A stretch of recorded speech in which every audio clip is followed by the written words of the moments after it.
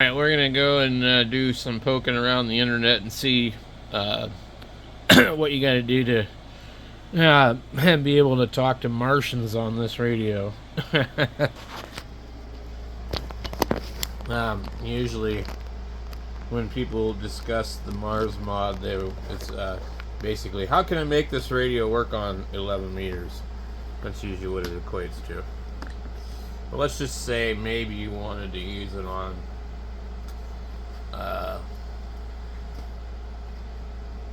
60 meters or something, or I don't know. First of all, one of the problems with doing that is that the bandpass filters don't necessarily like that. The radio wasn't intended to work there. So let's see, we look up ic751a Mars mod. I've never actually run across one that wasn't already modded, so I don't even know what the mod is.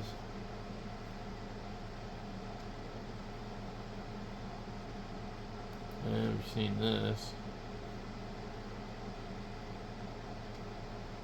Oh, this is 2023. If you have success with any of these modifications, please drop a note.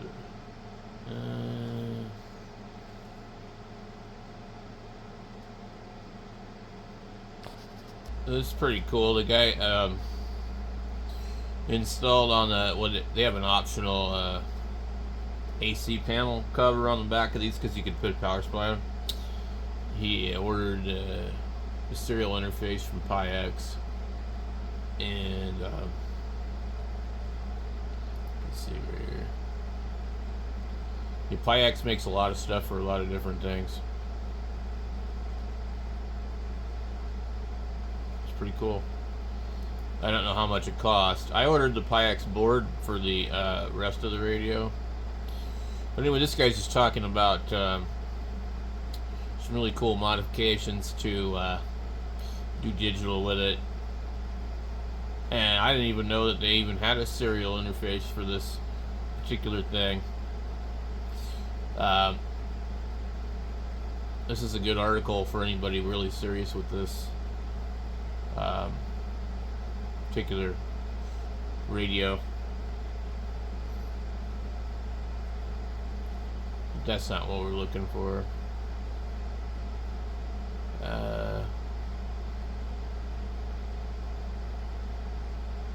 Let's see. Yeah, cool. Mars mod.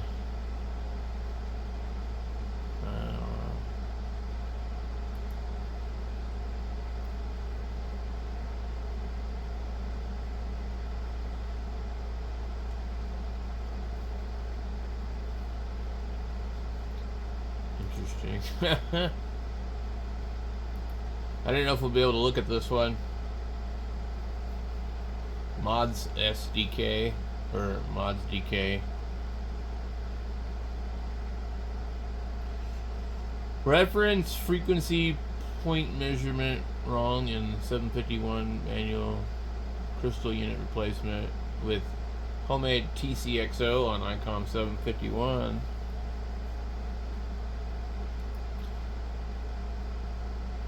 Yeah, see, it won't let me look at it.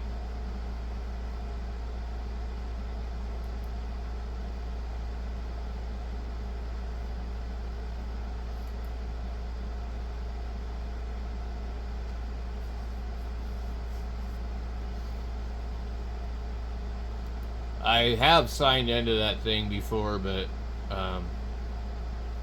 it's kind of a real pain in the butt.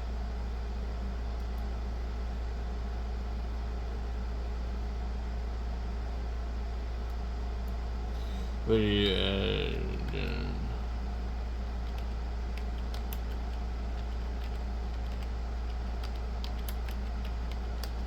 general coverage mod.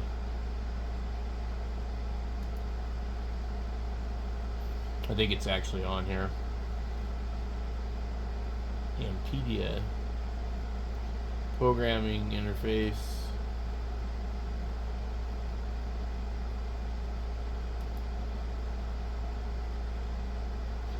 General coverage mod. Remove top and bottom covers from rig. Remove cover from RF unit on the left side.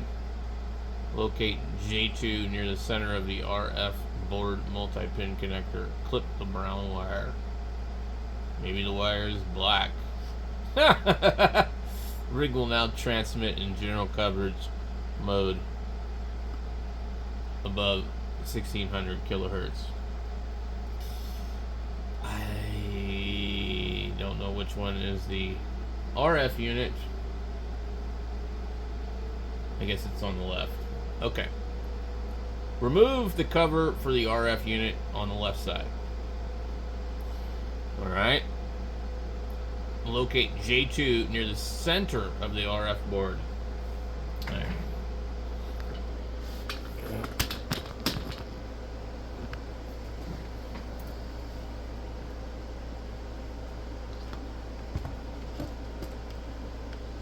Now, you can't get to it without pulling the bottom of the cover off of this stupid thing.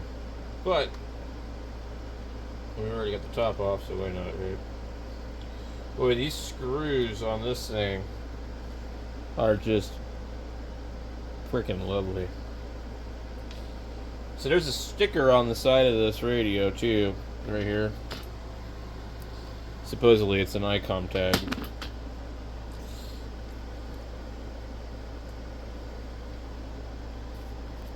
What's this inside of this radio? Weird. So, I bought the PyX board for this, and I stuck it back in the package. Because my Icom battery is still good, and this radio hasn't turned into a door stopper.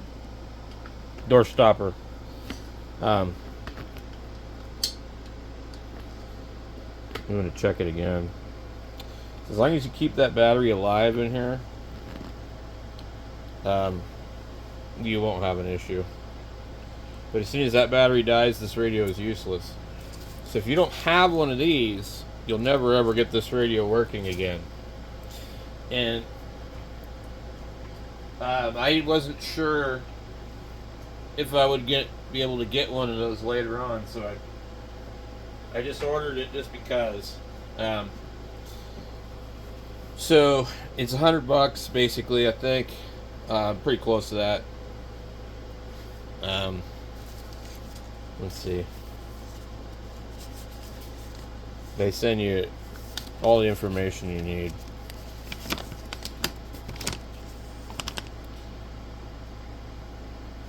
It does do something quirky with the RIT that the original board doesn't do, and that's why I don't have it installed. You have to clear the RIT every time you turn the radio on. It'll be incorrect. So if you use this radio a lot, and I don't, but I used to when I had my other one, you just keep tabs on the battery, and when it gets low, just go ahead and let's see, that should be the bottom.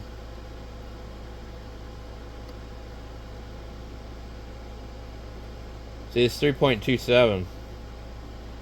That's a good battery. But I don't understand though.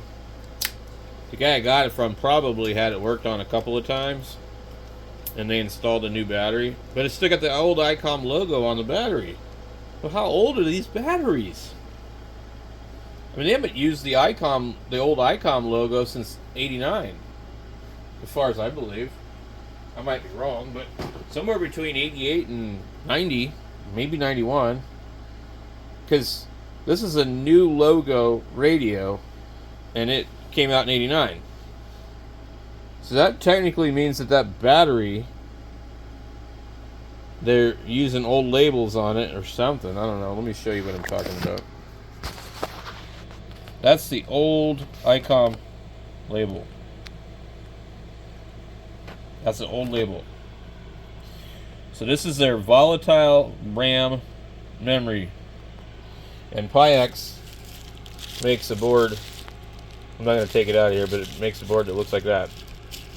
This is also another PyX board, and this is the speech board.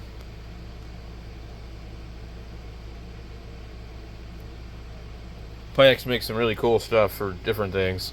Kenwood 940s and stuff like that. With this radio, if this battery dies, this radio is junk. You can't do anything with it.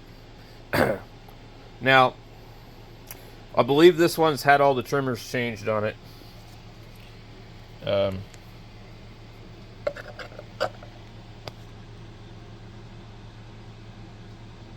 looks ceramic to me.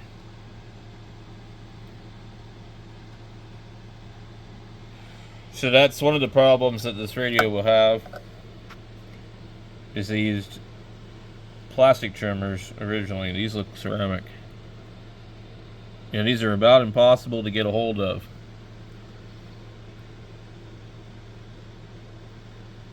I think these have been changed. So with this radio, there's a lot of problems it'll get. It'll drift, it'll warble, and it's wax migration that gets into these. And I don't see any wax down in there, so I think Icom serviced this, and I think that's probably what it was sent in there for.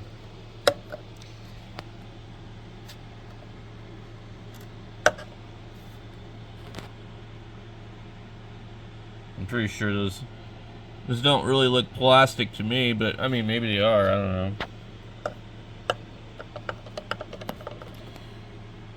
I'd have to look at another radio. I do have another radio. Oh,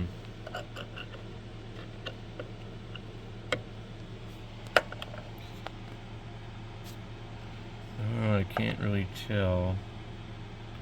Anyway, guys, those are the two problems that this radio really has. There really isn't too many other problems with it. You definitely have to be really careful with these older radios.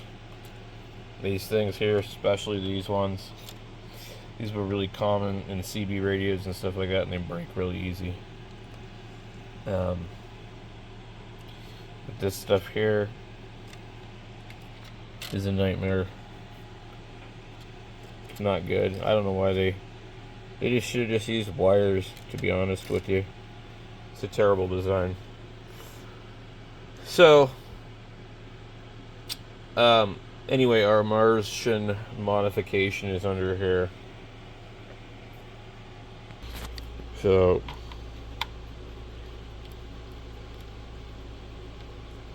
what did it say? It said, J2 near the center of the RF board multi-pin connector.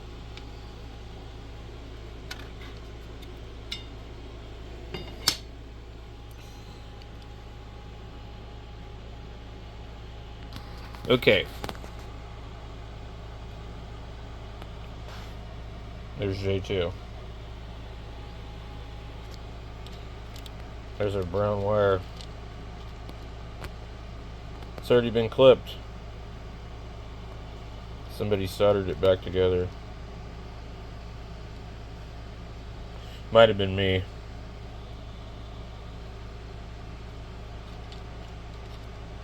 I don't know. I tend to make things to where they don't work out of band. But anyway, I think I might have done that. I don't know.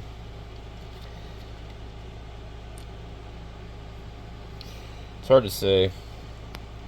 See, when you go to sell a ham radio, if it transmits out of band, people are, they don't like that. But since it's been done, it's been done. You know what I mean? So the issue with radios that have had that done to them is that they may be used incorrectly, and there might be problems with the bandpass filters and things like that. And like I was telling you earlier, if a radio is used on 60 meters and it's using the low pass filter unit from 80 or 40, there can be a problem, and not all of them are the same. So you have to count the clicks to tell which one it's using. So anyway, that's where that one is at, and yeah. So there's a couple ways you could do this. You could take like a little piece of heat shrink and just put it over the end of the wire, clip it, just leave it like that. I think that's what was actually done originally. Anyway, yeah. Since the other one had been heated up, I just put it on there and I pulled it out. It folded over itself and then just stuck it back on there. Actually heated that one up. But this one here, I mean, I can get it to go on there. And it can just sit there like that.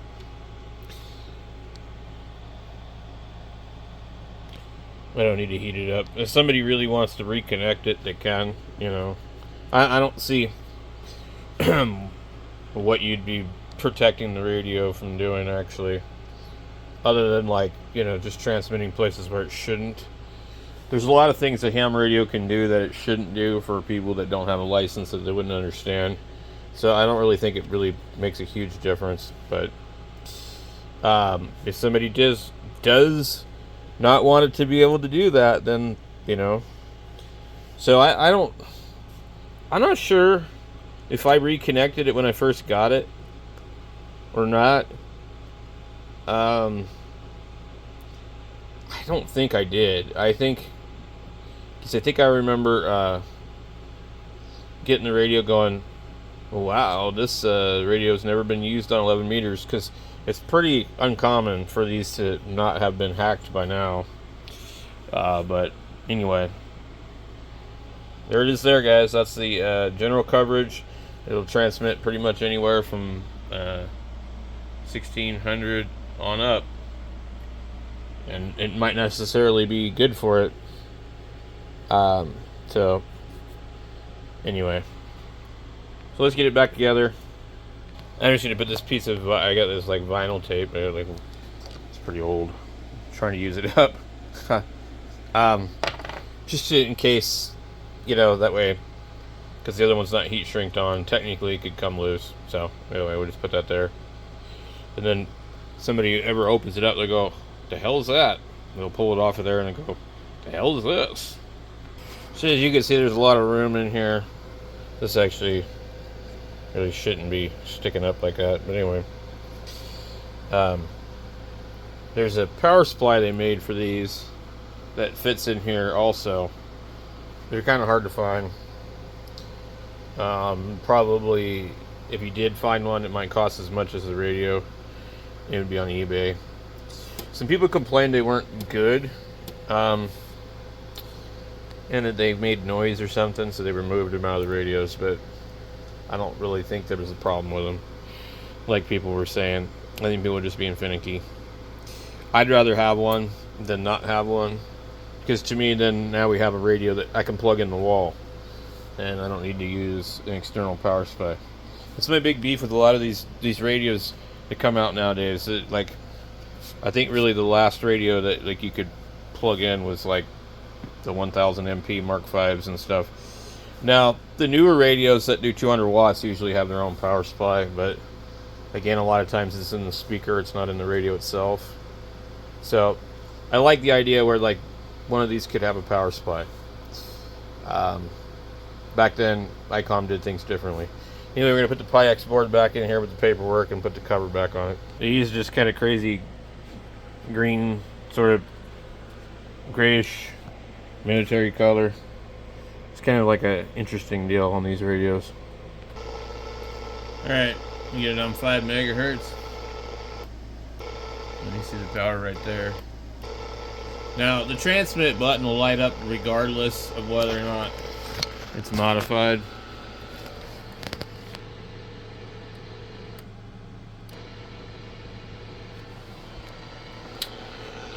I don't remember what this thing does power-wise.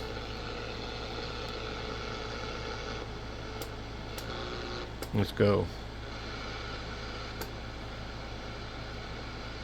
28 megahertz AM, showing 50 watts, 50%. I don't remember it being rated at 50 watts on AM, but maybe so.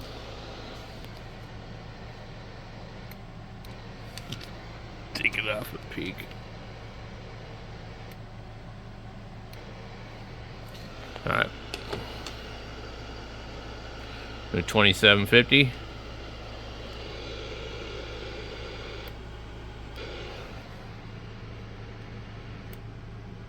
And I am on the dummy load.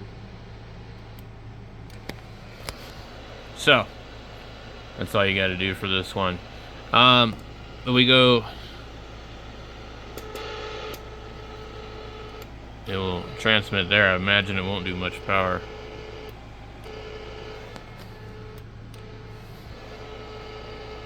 What did it say? 1600. It actually didn't do anything there.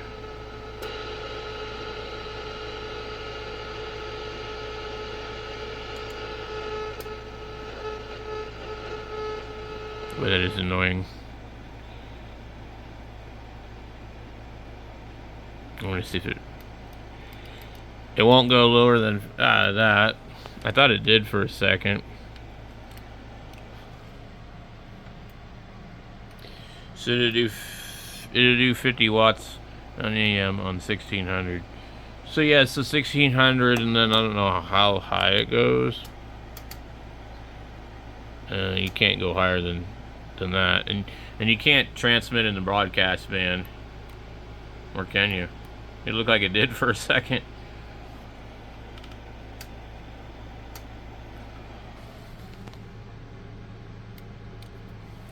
It was really weird. You see it jumped.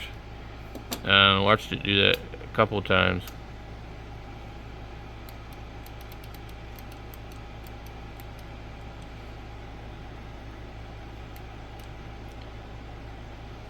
Let's watch it right now and see. I didn't see it do anything, but anyway, so it'll pretty much transmit anywhere at this point.